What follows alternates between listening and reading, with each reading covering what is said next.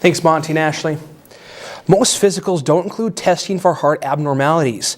4 recent sudden deaths among high school athletes have renewed the debate on whether or not heart screening for teens should be required. Playing basketball or working out can put stress on your heart. Earlier this month, a 16-year-old basketball player collapsed on the court moments after making a game-winning shot. Wes Leonard died from cardiac arrest caused by an enlarged heart. Doctors said he was born with it and then it went undiagnosed for years. But normally those people, most of them don't know they have a problem. They don't feel different. They're usually, in great shape. They're physically fit.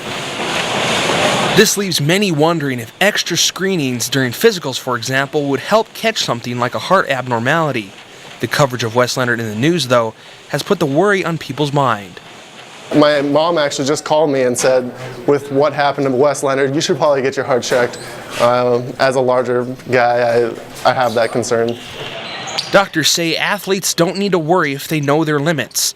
The odds of having a heart defect are immensely low. If you look at the incidence, again, maybe 1 in 200,000 to 1 in 100,000, even if you were conservative.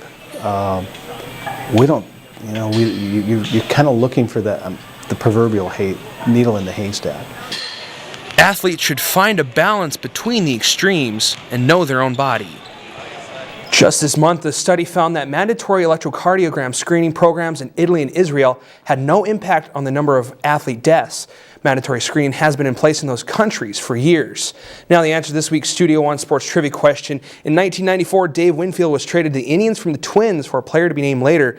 Because of the strike, the trade could not be completed, so the executives from both teams went to dinner while the Indians picked up the tab. And that's the sport.